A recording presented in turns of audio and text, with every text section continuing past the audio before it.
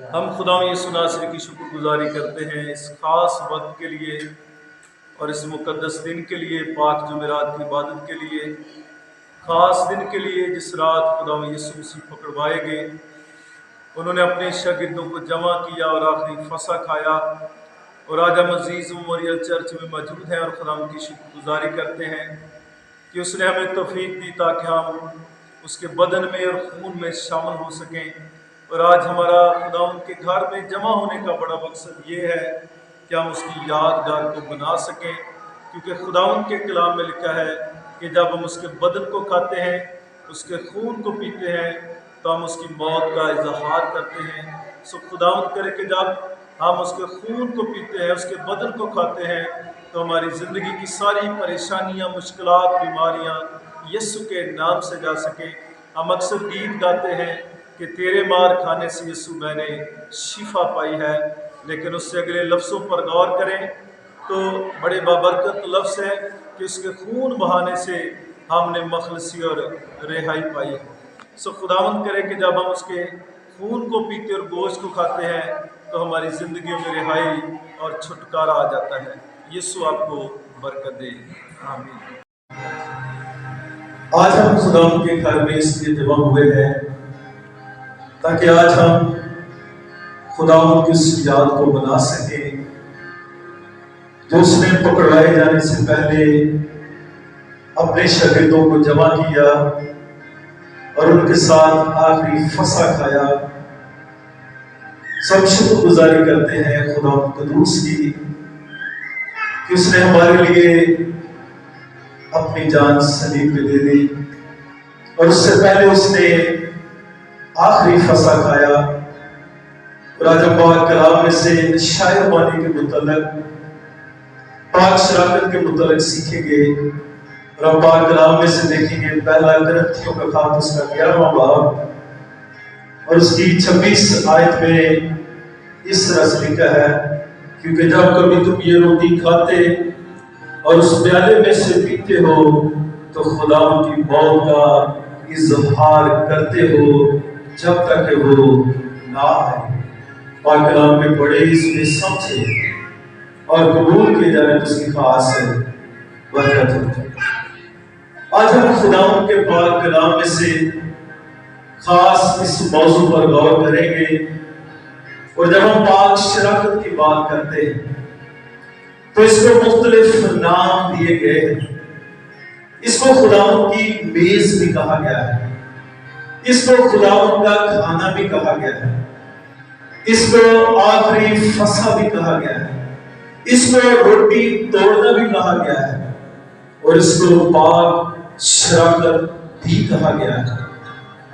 خداوند یسوع مسیح جس رات وہ پکڑوائے جانے والے تھے تو انہوں نے اپنے شاگردوں کو لیا، ان کو جمع کیا، اور خداوند کے پاک کلام میں جب ہم پولس رسول کے خطوط پر غور کرتے ہیں تو خداوند کے پاک کلام میں خدا کا بندہ مقدس پولس رسول کہتا ہے، کیونکہ یہ بات مجھے خداوند کی طرف سے پہنچی اور میں نے تم تک بھی پہنچا دی۔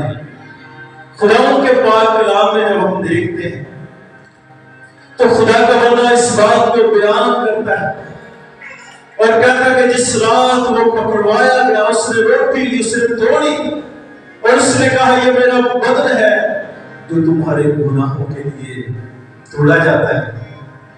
اس کے بعد اس نے پیالہ لیا ہے اور اس نے کیا کہا ہے کہ یہ میرا خون ہے جو تمہارے گناہوں کے لیے بہایا جاتا ہے۔ اگر ہم خداوند کے پاک کلام میں دیکھیں تو خداوند یسوع نے 2 خوبصورت سیکرامنٹ جو ہے وہ خود قائم کیے۔ پہلا سیکرامنٹ جو ہے وہ ہم دیکھتے ہیں جو اس نے بپتسمے کا کہا، اور دوسرا پاک سیکرامنٹ جو ہے وہ پاک شراکت کا ہے جو یسوع نے مقرر کیا ہے۔ یہ کسی انسان نے مقرر نہیں کیا۔ اور جب ہم پاک شراکت کی بات کرتے ہیں، مقدسوں کی پاک شراکت کی بات کرتے ہیں، خداوند کے پاک کلام میں جب ہم دیکھتے ہیں تو کلام میں لکھا جو اس کو کھاتا اور اس پیالے میں سے پیتا ہے یسوع مسیح کہتے ہیں اس کے اندر ہمیشہ کی زندگی ہے۔ آج بہت سارے لوگ خدا کی میز کے پاس آنا نہیں چاہتے۔ اگر کوئی بڑا آدمی ہماری دعوت کر دے تو ہم بڑے خوش ہوتے ہیں، ہم سیلفی لے لیتے ہیں، ہم کہتے ہیں کہ ابھی میں اسٹیٹس پہ لگاؤں گا، ابھی میں فیس بک پہ لگاؤں گا کہ فلانے بندے کے ساتھ میں نے چائے پی۔ اور اگر آپ خداوند کے کلام میں دیکھیں تو یہ میز وہ خود تیار کرتا ہے۔ وہ بڑا آدمی چائے کے بعد شاید آپ کو پہچانے بھی نہ، لیکن خداوند قدوس ہمیں دعوت دیتا ہے، یہ اس کی میز سجی ہوئی ہے۔ وہ کہتا ہے یہ میرا بدن ہے جو تمہارے گناہوں کے لیے توڑا جاتا ہے۔ وہ اس بات کو بیان کرتا ہوا کہتا ہے یہ میرا خون ہے جو تمہارے گناہوں کے لیے بہایا جاتا ہے۔ وہ ہمیں شامل کرتا ہے، وہ ہمیں اس میراث کا حصے دار بنا دیتا ہے۔ خداوند کے پاک کلام میں جب ہم دیکھتے ہیں یسوع مسیح جب فاقے کی حالت میں تھے تو کلام مقدس میں لکھا ابلیس ان کے پاس آ گیا اور اس نے یسوع کو آزمانے کے لیے کہا کہ تو فرمائے گا تو یہ پتھر کیا بن جائیں گے؟ روٹیاں بن جائیں گی۔ تو یسوع نے اسے کیا کہا کہ آدمی روٹی سے زندہ نہ رہے گا بلکہ ہر وہ بات جو خدا کے منہ سے نکلتی ہے اور خدا کے منہ کی جو بات ہے اس کا کلمہ جو ہے جو متکلم ہوا ہے، جس نے جسم اختیار کیا ہے، اس کا نام یسوع ناصری ہے، جس نے یہ لفظ کہے کہ جو مجھے کھاتا ہے کبھی بھوکا اور پیاسا نہیں ہوتا۔ آج جب ہم اس کی میز کے پاس آنے والے ہیں، آج جب ہم اس کے گوشت کو کھانے والے ہیں، اس کے خون کو پینے والے ہیں، تو یہ خداوند کی موت کا اظہار ہے۔ پاک کلام میں کیا لکھا ہے کہ جب ہم یہ روٹی کھاتے ہیں اور اس پیالے میں سے پیتے ہیں تو ہم اس کی موت کا کیا کرتے ہیں؟ اظہار کرتے ہیں۔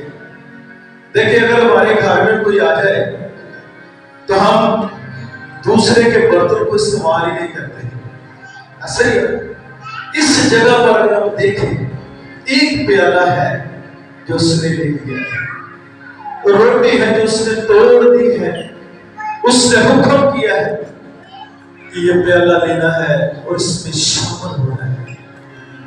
اس لیے آج ہم شکر گزاری کرتے ہیں خداوند کی موت کے لیے کہ وہ ہمیں گناہوں سے آزادی اور رہائی دلاتا ہے۔ پاک کلام میں جب ہم دیکھتے ہیں تو یوحنا جب توبہ کی منادی کرتا تھا، سب کا دھیان بیٹے کی طرف ہے، مہربانی کر کے آپ نے اسے اٹھا لیا، بھائی لے کے بیٹھ جائیں، جی بھائی مہربانی۔ پاک کلام میں جب ہم دیکھتے ہیں تو یوحنا کیا کہتا ہے کہ دیکھو یہ خدا کا برہ ہے جو دنیا اور جہان کے گناہوں کو اٹھا لے جاتا ہے۔ خداوند یسوع مسیح کے بارے میں کہتا ہے کہ یہ ازل سے ذبح کیا ہوا برہ ہے جو قوموں قبیلوں کے گناہوں کو اٹھا لے جاتا ہے۔ اور خدا کے کلام میں لکھا ہے کہ اس نے دنیا سے ایسی محبت کی ہے کہ اپنا اکلوتا بیٹا بخش دیا ہے۔ کلام میں کیا لکھا کہ جو کوئی اس پر ایمان لائے گا وہ ہلاک نہ ہوگا بلکہ ہمیشہ کی زندگی پائے گا۔ آج جب ہم اس کی میز کے پاس آنے والے ہیں تو اپنے آپ کو خالی کر دیں اور آج اس سے کہ خدا میں اپنے آپ کو خالی کرتا ہوں، خالی کرتے ہیں تاکہ جب ہم تیری میز کے پاس آئے تو خدا تیری بلیسنگ، تیری برکت ہماری زندگی میں ٹھہر جائے۔ سو خدا کرے کہ ہم رسمت جو ہے وہ اس میز کے پاس آئیں، بلکہ خدا ان کے پاک کلام میں لکھا کہ جو کوئی جانے بغیر اس میز کے پاس آتا ہے وہ سزا کا بھی حقدار ہے۔ ہم نے جاننا ہے، ہم نے اپنی زندگی پر، حالت پر غور کرنی ہے کہ یہ کس قدر ہماری زندگیوں کے لیے خاص ضروری ہے۔ اور پولس رسول بھی اس بات کو بیان کرتا ہے اور کہتا ہے کہ جب وہ پکڑوایا جانے والا تھا तो उसने आपकी फंसा है, उसने अपने शागिर्दों को जमा किया है।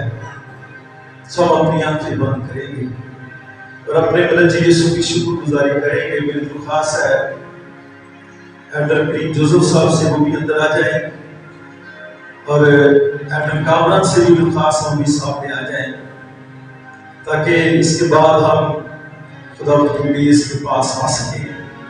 एल्डर करीम साहब मेहरबानी करके आप अंदर आ जाए। हम दुआ मांगेंगे और डॉक्टर एहतशाम साहब खड़े होंगे और दुआ में रहनुमाई करेंगे। हम अपने सरों को झुकाएं, खुदा उनकी हजूरी को महसूस करें।